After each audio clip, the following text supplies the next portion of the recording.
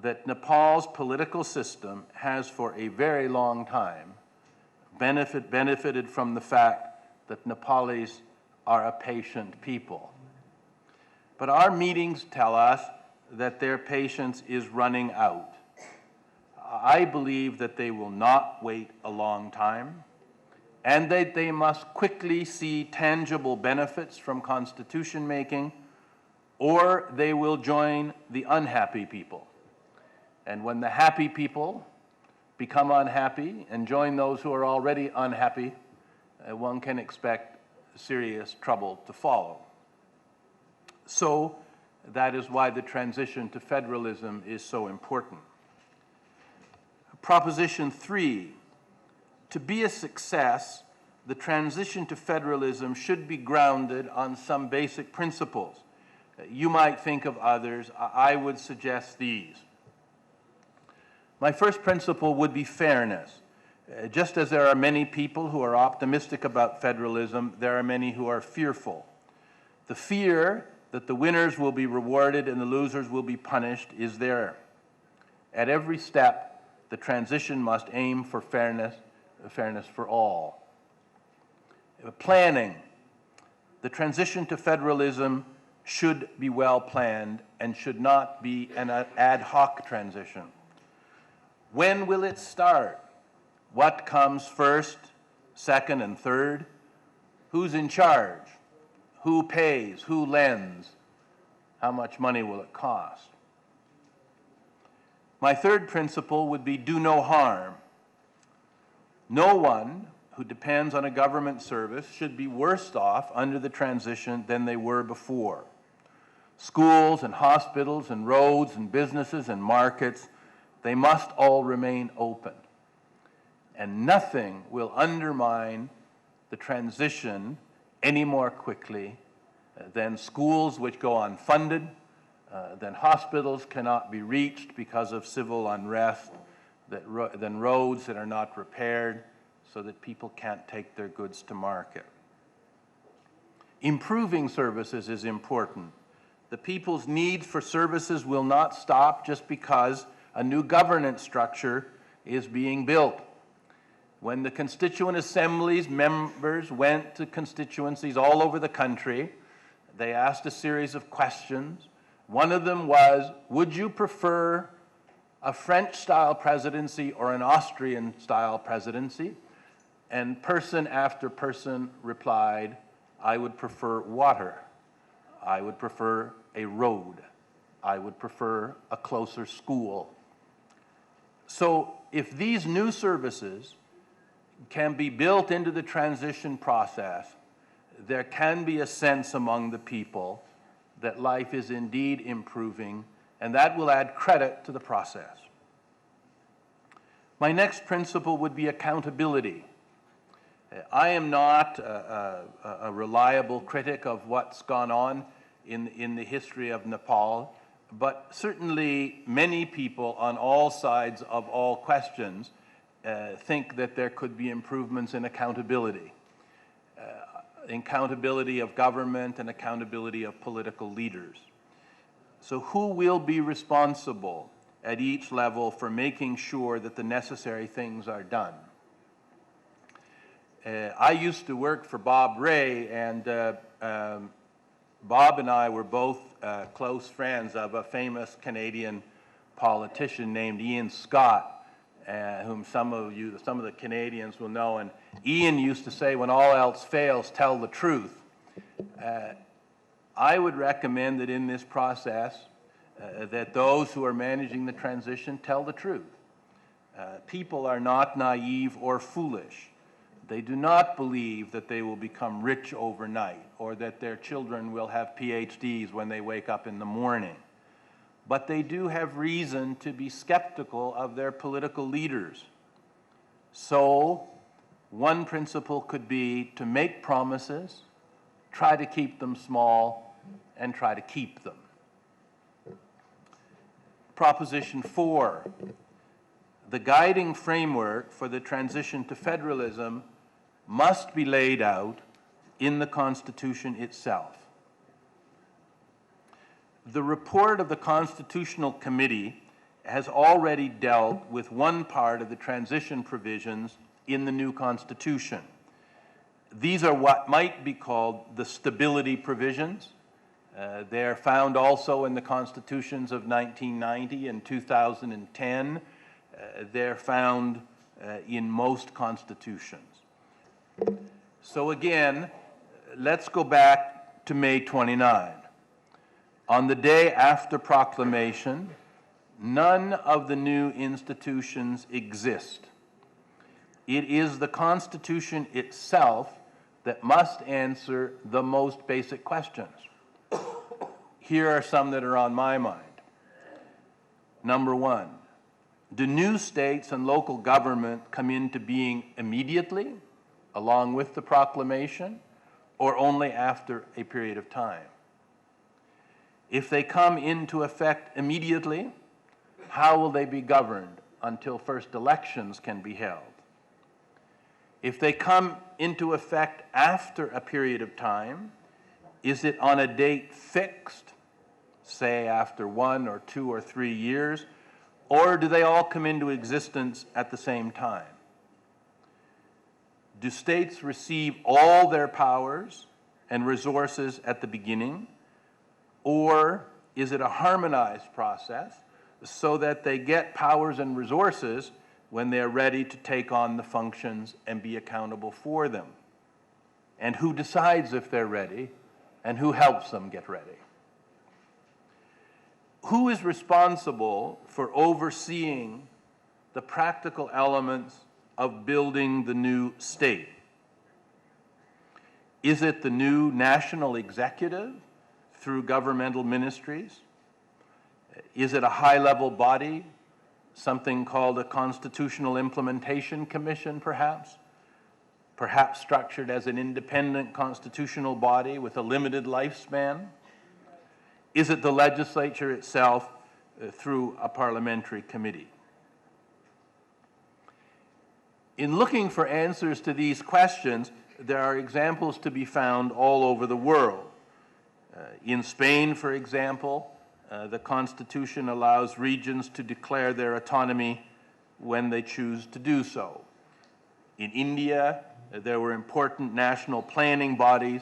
Some of them existed, some of them were created in 1948 to develop the states. Part of the job of the UN is to help you to identify the relevant examples from all over the world and to make sure that that experience and expertise is available to you if and when you wish to use it. Mostly, we are committed to helping you find solutions that work in Nepal. We wish you continuing success in this great enterprise. You are the founders of a new nation, and we will be here to help you in your work. Thank you very much.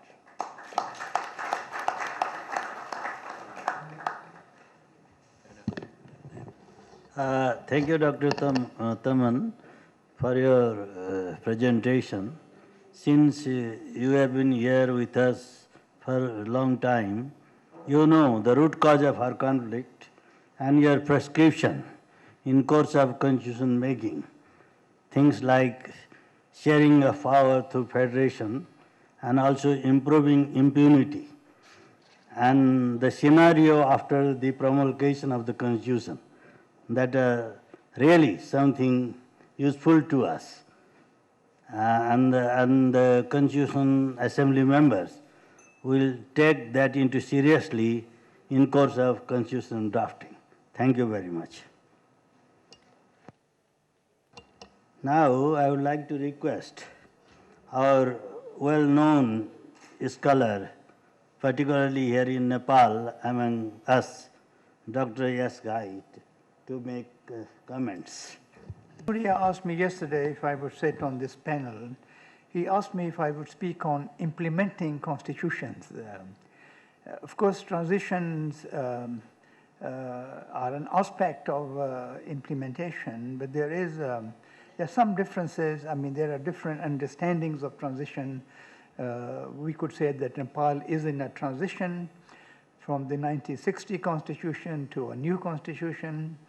You could look at transition as something that happens after the constitution has been adopted.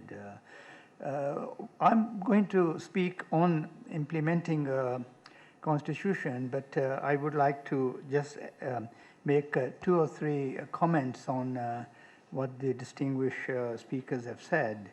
On the question of the protection of human rights, in addition to the many important points and factors that Dr. Pache mentioned, I would also like to say that there is a kind of a paradox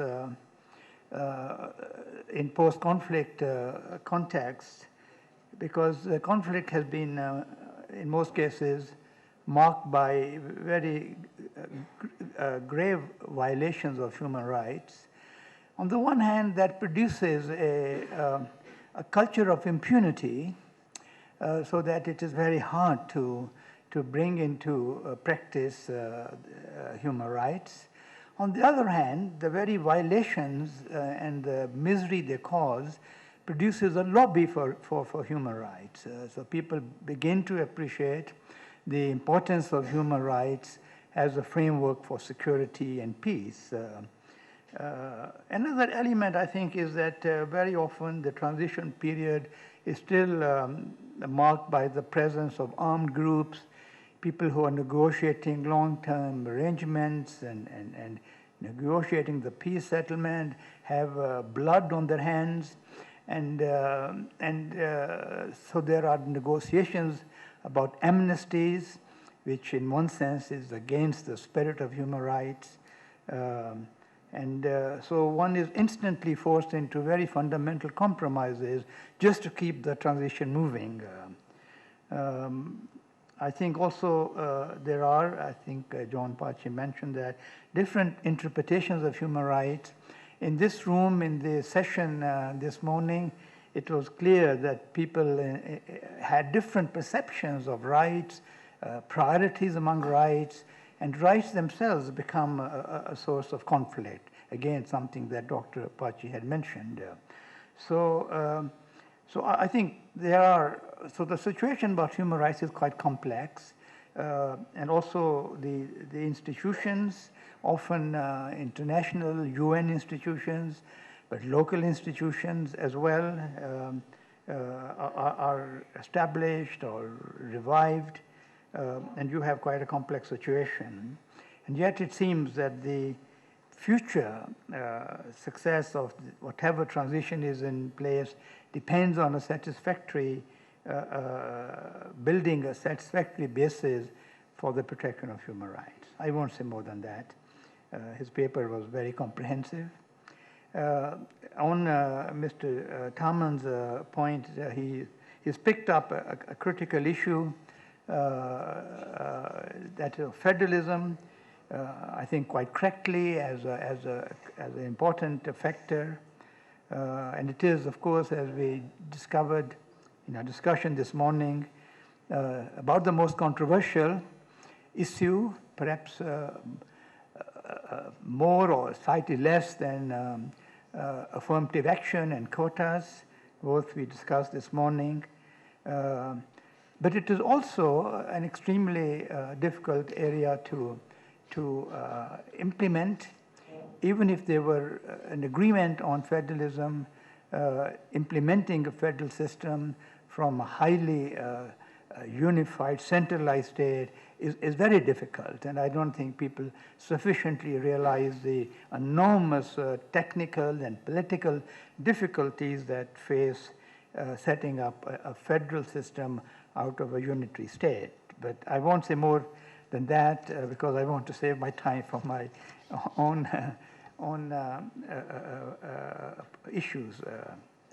Recent constitutions of the last 20, 30 years, very few have actually been implemented, fully implemented, successfully implemented. And so the question of transition doesn't even arise sometimes because there's no transition.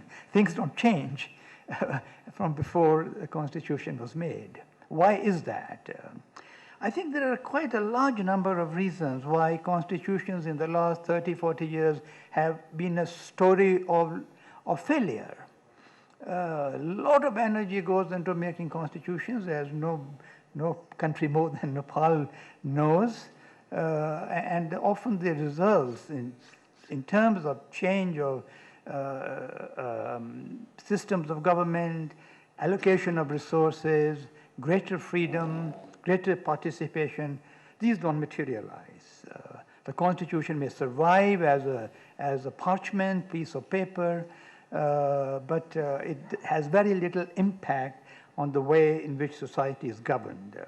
So why is that?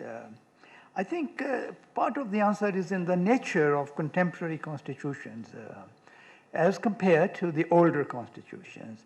I think of the older constitutions as registering a victory. There's a clear class which has won the struggle, whether it's armed struggle, whether it's ideological, domestic conflict, but victors have emerged, and victors write a constitution, and constitutions are an imposition. And because those in power are the ones who impose their constitution, they are able to give, to make it a framework for how society functions and governs itself. Today's constitutions are very much negotiated documents, negotiated in a very fundamental sense, coming from from polar positions, and often there is no victor, and also there are compromises which